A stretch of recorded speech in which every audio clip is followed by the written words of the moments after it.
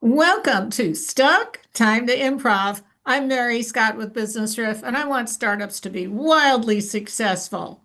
SEO is not the only thing these days. We have AEO, and I'm so happy to have Dotty Scott from AskDotty.com. We're going to be talking about that, particularly for startup businesses. Thanks so much for coming, Dotty. I'm so happy to be here today, Mary. You are always on the cutting edge of these new things, particularly when it comes to websites. So let's talk about AEO. Where did it come from and how important is it now?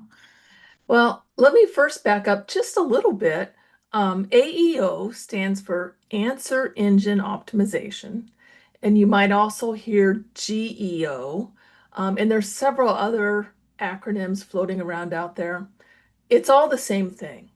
It's being found within any of the artificial intelligence platforms. So it could be Claude, Perplexity, ChatGPT, Gemini. I mean, one would think that Gemini would give preference to um, whether you're ranked in Google or not, but it doesn't. So, I just wanted to have everybody start at the same place. All of the acronyms you're hearing, they all mean the same thing. Okay, so answer engine optimization. I guess that's Yes. because people are just asking questions rather than just putting in keywords, right? True. And the other thing is they're not going to like Google or Bing or any of the traditional search engines. They're actually starting their searches in their ChatGPT accounts or in their conversations with Claude or however or whichever product they use. Okay, so a startup would need to think about what kinds of questions their potential customers would be asking and make sure that the answers are on their website. At the very basic level, yes, very true. And a lot of that can happen by adding an FAQ section to your website. A lot of people don't think about that. They just think, who cares about those? But they are hugely important for both SEO and now AEO. And it's just a super easy way to get those questions input into your site with an answer that's very direct. So how do startups go about figuring out what their FAQs might be? There's a fabulous website out there called Answer the Public, and I use it a lot. You put in your topic, and it will actually tell you what people are asking. Another way is to go to your old traditional Google and type in, whatever it is that you do, and there'll be a section on there, at least on desktop, that says people also ask. And those in there are questions that you want to consider that they should be on your website. Okay, so an FAQ page. Is there anything else that people should have? There's a ton, a ton of things. And it's really strange. It's stuff that I have been trying to get my clients, my website clients, to do since day one. And most of them have some excuse one way or the other not to do it. And with SEO, it was marginally important. With all of the AI stuff out there, it is like super important.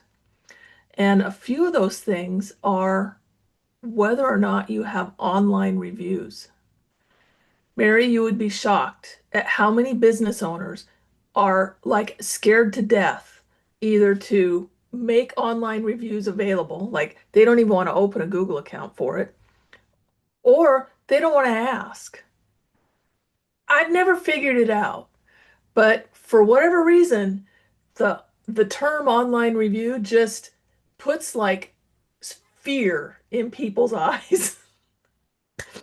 Do you need to But have online reviews in a Google account or a Yelp account, or can you have stuff on your website? all of the above, plus more.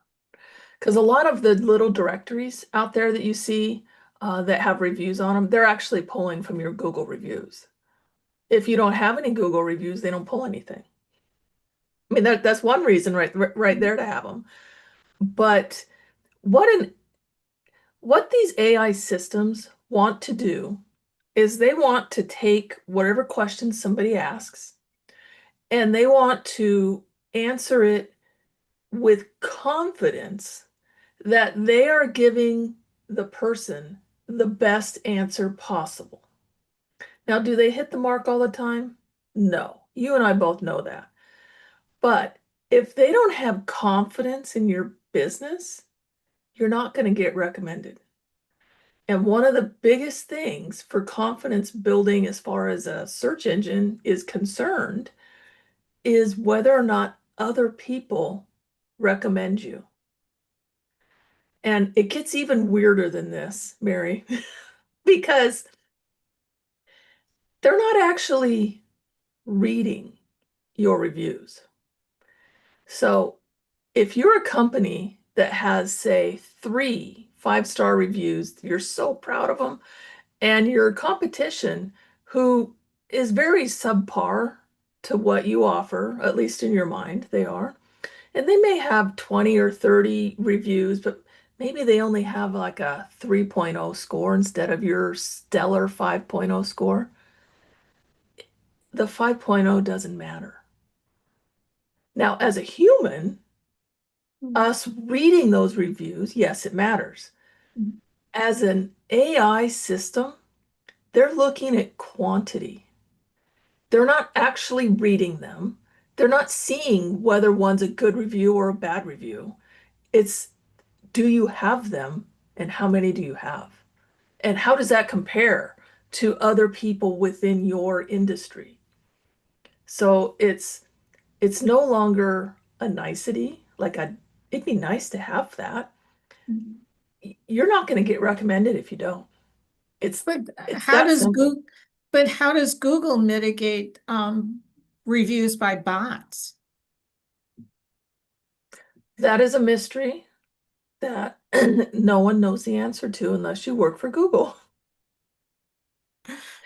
They have different, I'm sure that they're using AI to find them and they remove them when they find them. And I have had clients that had reviews removed because they thought they were from bots and when they truly weren't.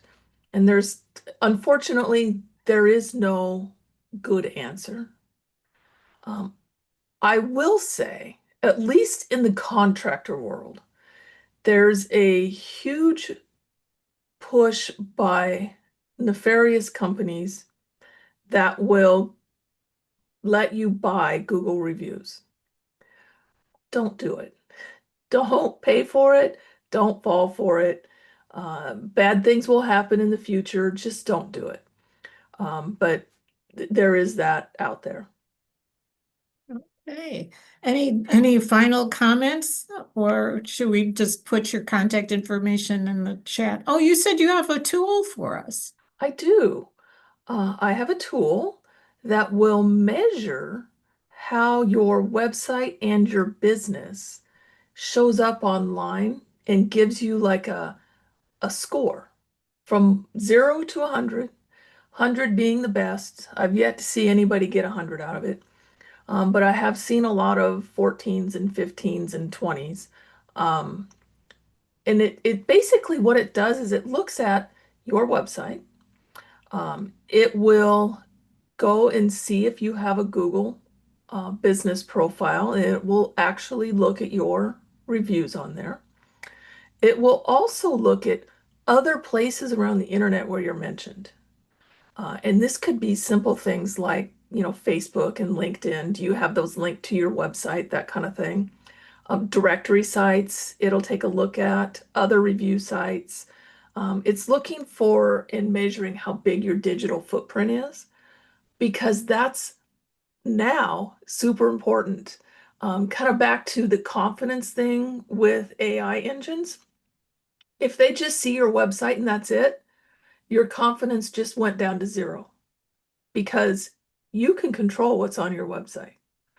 If they see the same messaging that's on your website in Google profiles, on Facebook, in LinkedIn, in all the directories, now it has confidence that this is a true business and what's there is true.